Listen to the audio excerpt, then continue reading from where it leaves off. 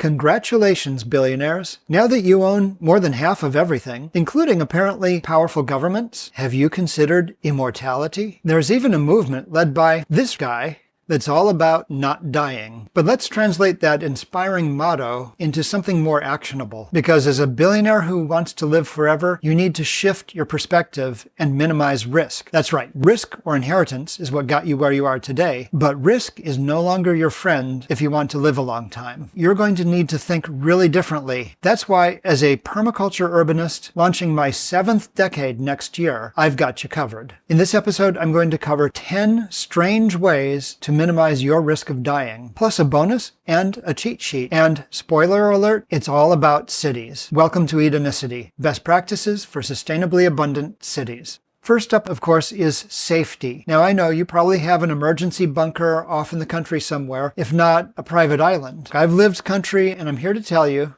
that you're safer in the city. I've actually been in a country venue where somebody died waiting 45 minutes for an ambulance to arrive from the nearest city. In the long haul, life will get traumatic from time to time, and cities give you much better access to emergency services. Fire, ambulance, police, disaster recovery, and especially those level 1 trauma centers where you have surgeons, respiratory therapists, and anesthesiologists on staff 24/7. There's simply no substitute for the range and quality of large metro resources. Also in the category of safety, choose an affordable, dense city, not one of these sprawling, expensive ones. Emergency specialist personnel may not be paid all that much, and you need them to be living nearby enough for them to do you any good. I'm not talking about those level 1 trauma center staff, but instead people who do things like hazardous material removal or flash flood response. And again, having lived through 2 tornadoes, one of them in the country and one of them in the city, I much prefer the response that you see in a dense urban environment. In the more rural environment, power lines and trees are down, there's much more chaos, far fewer responders on the scene, it's a mess. And people could easily die waiting for help. But we're not done with safety. The next thing you need to be sure to do is avoid driving as much as possible. In the United States, cars are responsible for 16 times more crash deaths per passenger mile than rail.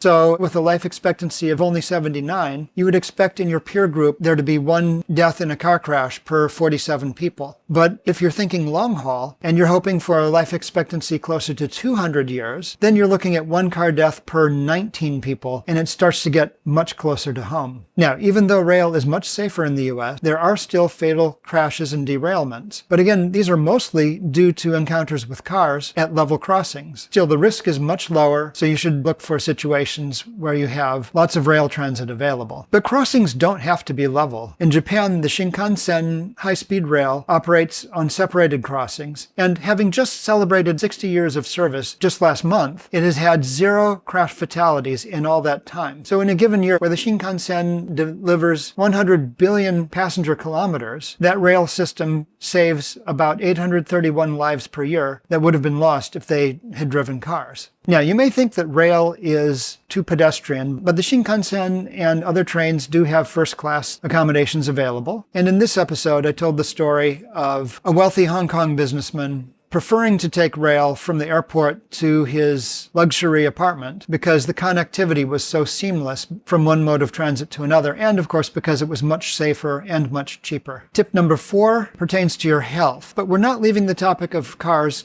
quite yet. You need to pick a walkable, car-free city. Now, I know there are not many to choose from, but the advantages are obvious. Clean air, 4 times quieter, and they feel less crowded without those noisy death boxes rolling by at up to 60 kilometers an hour. Now, there was a 2013 MIT study that showed that car exhausts were 1.34 times more deadly than car crashes in 2012. And there was a 2011 study published in the Journal of Public Health that showed how inactivity due to a car-dependent lifestyle caused 2.2 times more deaths than car crashes. Now, ignoring additional risk factors from cars, such as the stress of dealing with traffic, we can add the pollution and inactivity toll to the crash toll to get a combined risk for normal people of cars killing 1 in 10 of us, or for people with a life expectancy of 200 years, cars killing about 1 in 4 of us. Now, again, day to day, the risk may not seem that much, but over time, time, it really adds up. So you want to get into a walkable, car-free city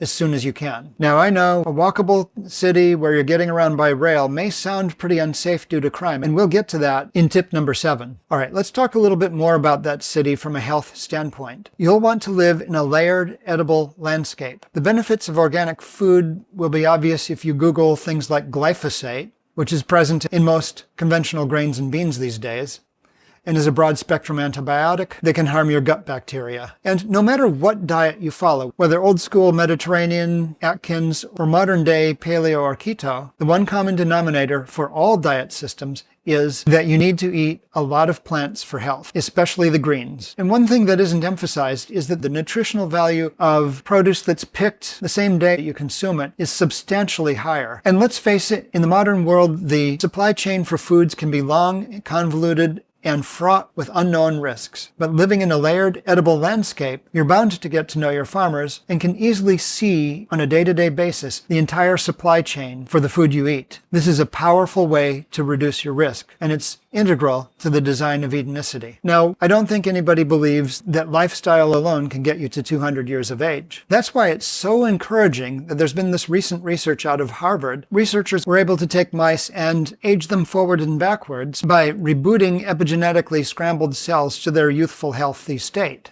Now, it'll be a while before this translates to anything that can be done in a safe way for humans, but it is very encouraging, and it brings us to our next risk reduction factor that cities can address, and that is speeding advancements in health sciences. Now, it might be tempting to fund an anti-aging institute, and don't let me stop you, but there's another way to get even more leverage. See, the problem is when you go and try to staff that institute, it's going to be drawing from just a few elite colleges and research programs around the world. And the people who have access to those elite colleges and programs come from the upper economic echelons of society. You're looking at maybe 5% of the world's population total. There is a much, much bigger reservoir of talent to draw on for the advancement of science and civilization in general. And that's the population at large. When I was working for the Planetary Society in Los Angeles, I visited the Boys and Girls Club in Compton, I think it was. And this was kind of a harrowing journey for me. I drove through miles of neighborhoods that had razor wire in the front yards, bars on all the doors and windows, pit bulls in the front yards, and cars up on blocks, some of them burnt out. It looked like a war zone. But when I got there, I found a group of middle school kids who were by far the brightest I have ever seen in years of doing outreach to schools from kindergarten through graduate school. They had been reading up on Mars for about a week, and they were ready for me with questions that were better than most graduate students asked. When it came time for them to build Lego Mindstorm's robots, the speed at which they assembled their robots and their ability to modify designs and test and improve them was just a marvel to behold. I've just never seen such technical proficiency in anyone so young. And when they did the challenges that were built into the Mindstorm's program, the time trials that they were able to achieve were off the charts. This was a group of kids who were mainly in families that had endured redlining in America between 1934 and 1968. And were denied the wealth-building access to home ownership that white America enjoyed. So it's very likely that most of their families had a tenth the average wealth and were really struggling. Even though these kids were brilliant, the odds of them making it to college, let alone through college, were very low. Poverty is widespread on Earth, and that is clearly a waste of talent. Now, if you don't want to waste that talent, you need to support universal access to high-quality transportation, housing, food, healthcare, and education. How do you do that? Simple. You pay higher entry-level wages so that families can get a leg up as early as possible and pay more taxes. Now, I know it doesn't feel fair. It feels like Robin Hood, but look, you can either pay the price or possibly die centuries earlier of incurable aging. What's your choice? We're talking about dealing 50 to 95% of the human race into the game of innovation. And lest you forget, several of your fellow billionaires got where they are because of the safety nets of welfare. I'm talking about Oprah Winfrey and J.K. Rowling, whose careers may have never been launched if they didn't have safety nets early on. Okay, on a related note, here's that crime tip that I promised you earlier.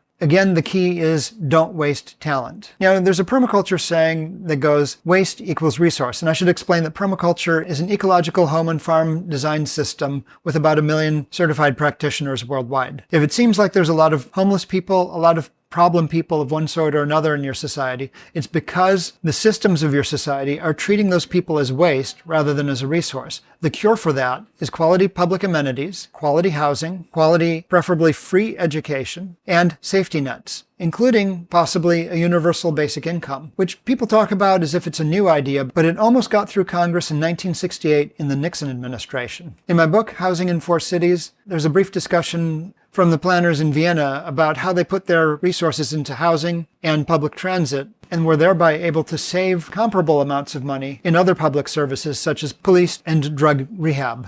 And indeed, Vienna has a much better crime and safety score than, say, New York City at 58. And that's on the Numbeo crime index by city. The pro tips here are to pay your taxes, especially to push for greater taxes on capital. The issue here is that with ever greater automation, more and more wealth is being generated from capital rather than labor. And so it makes sense to start taxing capital more, when at the current moment, capital is hardly taxed at all, except when you go to sell it. And even then, the rates are very low. And hey, don't take my word for it. One of your peers, Bill Gates, has written on this topic in the past, favoring raising the estate tax, taxing capital gains more frequently and at a much steeper rate. He talks about removing the cap on the Medicare tax, closing the carried interest loophole, taxing large fortunes that have been held for a long period of time.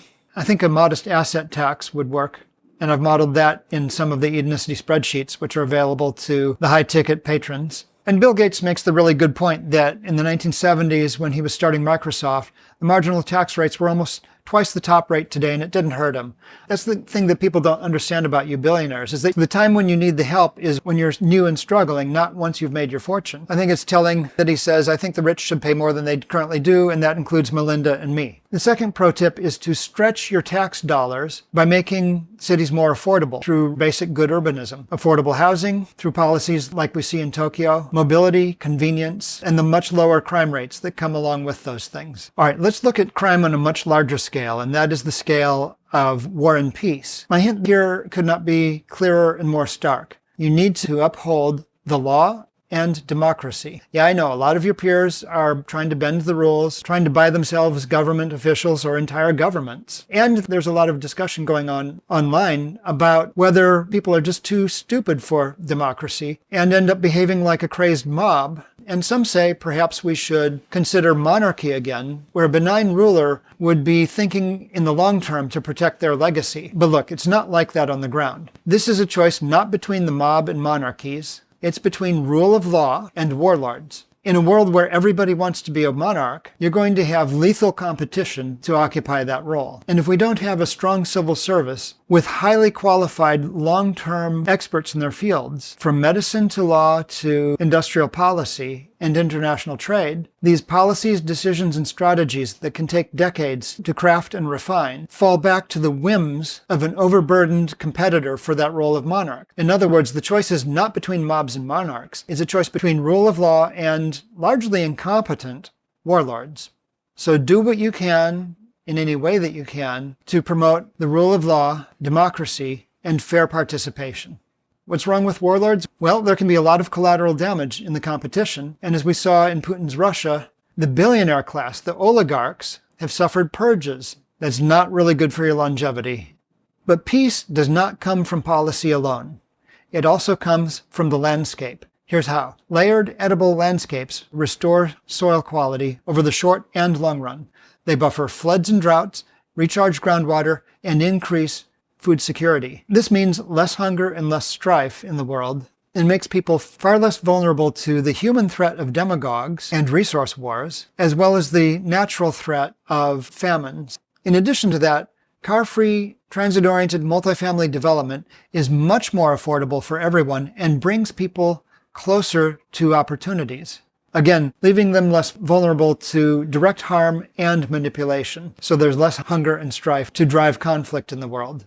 Point number 10, do what you can to help bring Earth back to life. Your roots in this world go deep. Millions of generations co-evolving with millions of other species over billions of years that have made this a habitable planet for us all.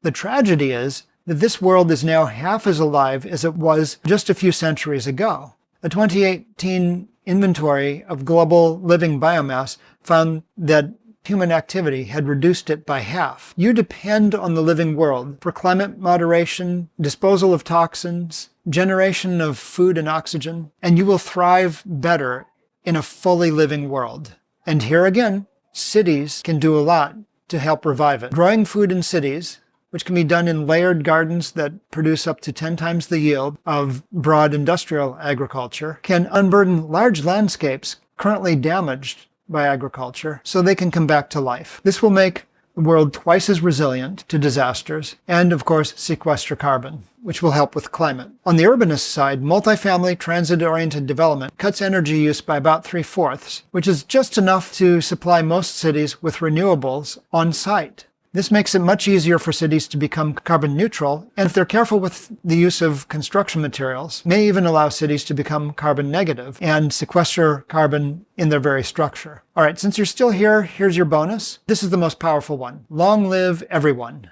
Now, what do I mean by that? You want to connect with everyday people in the city where you live, because you will need each other in times of crisis, and there's no avoiding crisis in life. When I was 8 years old, I was in a large building fire, and as we were running from smoke-filled fire exit down the hall to the other fire exit and pulling the fire alarm, I remembered that we had some neighbors who were deaf, and they had this special doorbell that you could ring and it would flash a light to alert them. And so I just made sure to tap on that until they came to the door, and I pointed to the fire alarm pull button, and they understood. Because I had taken the time as a kid to get to know the neighbors down the hall, I was able to be there for them in a time of crisis. You never know who you're going to need or for what reason you'll need them. So get to know them. And once you get to know them, you'll realize that it would be just such a tragedy to leave them behind when rejuvenation technology comes along and you're the only one who can afford it. So as those technologies mature, you want to make sure that if you can rejuvenate, that everyone can rejuvenate. Because to rewrite that earlier equation, cultural wealth is basically population times resources times know-how. And that wealth will go a long way toward building the overall advancement of medical knowledge that it takes to even make deep longevity a possibility. All right, here's your billionaire longevity cheat sheet. For safety, of course, you want to live in a city, make it an affordable city with rail, and for goodness sakes, don't drive. For health, make it a car-free walkable city with layered edible landscapes, so you avoid those gut bacteria destroying glyphosates that are more present in the more distant food supply chains. And don't waste talent. Pay the taxes that it takes to make sure that as many people as possible have as good a start in life, as many opportunities, as many resources as possible, and as many safety nets as possible, so that they can succeed and move civilization forward. Crime, same story. Don't waste talent. For peace, make sure to uphold law and democracy rather than supporting the warlords and despots who would like to tear it all down for their own personal advantage. And of course, look for cities that have really strong permaculture urbanism that can develop permanently healthy food and energy systems on site and provide enough physical and social wealth and mobility so that there isn't a lot of cause for conflict in the world. Of course, you want to unburden large landscapes enough to bring the earth back to life, again through permaculture urbanism, and make sure that whatever gains in longevity you have, everybody else enjoys as well.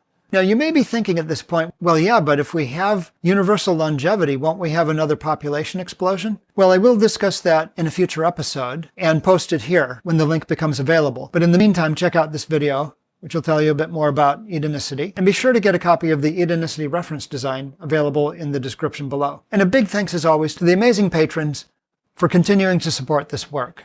Take care, stay green, see you next time.